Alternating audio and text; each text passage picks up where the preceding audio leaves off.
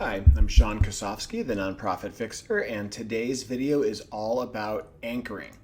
I am really big on psychological and social techniques that help us get more money in the door when we talk to donors.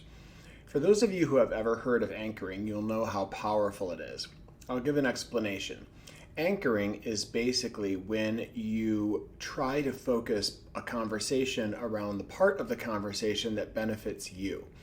So, for example, in a conversation with someone, if I want us to be steering our conversation toward the solution I want, I'll try to focus and plant an anchor to all conversation moves around that anchor for us to be talking about that, so it becomes more like the center of gravity, the choice that we all should be making.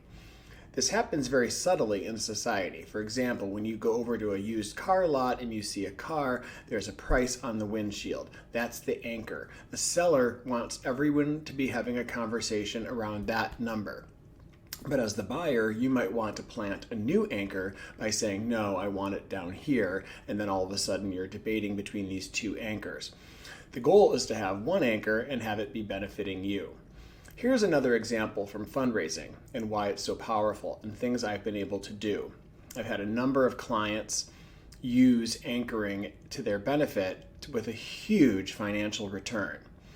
A few years back, I was talking with the Hewlett Foundation, and the woman I was talking with at Hewlett said to me, if we were to give you $35,000 to $50,000 for XYZ, how would you use it?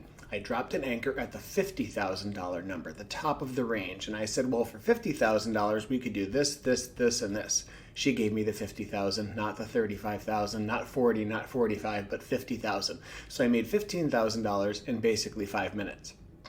Also, another funder came to me once and said, we're thinking of giving you $25,000 to $40,000. How would you use that if we had that kind of money to move around to you?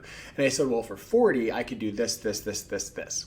And I kept repeating the 40 number. I dropped an anchor and everything happened around that number and they got it. We were able to get it from that funder.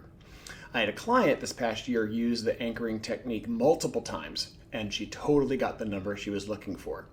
So anchoring is really about taking something that's flexible and making it firm in your favor, right? So hopefully that clears up anchoring. I'm a huge advocate of it. You can do this on salary negotiations also. If someone says, oh, this position pays between 100 and 110, you can say, oh, well, I'll take 110 for that role. That's a perfect salary range for my compensation history and for my level of responsibility and for my skill level. 110 sounds appropriate. You're pretty much dropping an anchor at 110. You can use this in a lot of different ways. Hopefully this was useful.